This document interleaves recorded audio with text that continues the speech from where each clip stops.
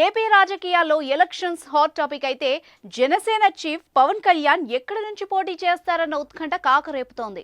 టీడీపీతో కలిసి Janasena 2024 general elections లో పోటీ చేస్తుంది. అయితే పవన్ ఎక్కడి నుంచి పోటీ చేస్తారనే దానిపై ఇంకా క్లారిటీ రాలేదు. ఇదే అంశంపై మెగా బ్రదర్ ఇంట్రెస్టింగ్ కామెంట్స్ చేశారు. అవేంటో డిస్కస్ చేద్దాం.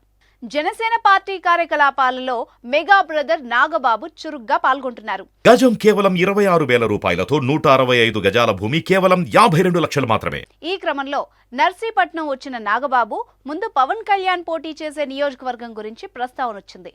వచ్చే ఎన్నికల్లో తన తమ్ముడు పవన్ కళ్యాణ్ ఎక్కడి నుంచి పోటీ చేస్తారన్న అంశంపై త్వరలోనే నిర్ణయం వెల్లడిస్తామని చెప్పారు.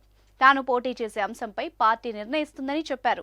స్థానిక సమస్యలపై జనసేన పార్టీ దృష్టి పెట్టిందని, టీడీపీ జనసేన ప్రభుత్వం అధికారంలోకి రాగానే వాటిని పరిష్కరిస్తామని నాగబాబు వివరించారు.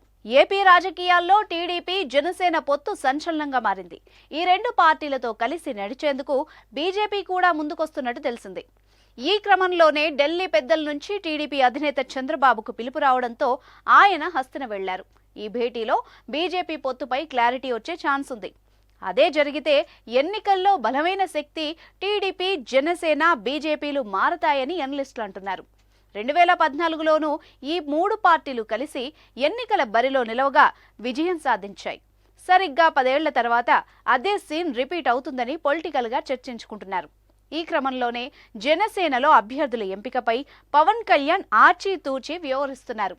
సరైన నాయకులను ఎంపిక చేసి విజయం సాధించాలని చూస్తున్నారు. పవన్ కళ్యాణ్ పోటీ చేసే స్థానంపై కూడా తీవ్ర కసరత్తు జరుగుతున్నట్టు తెలుస్తోంది. త్వరలోనే ఆ నియోజకవర్గాన్ని వెల్లడించనున్నట్టు తెలుస్తోంది. చూద్దాం మరి జనసేనాని కాన్స్టిట్యుయెన్సీ ఏదో.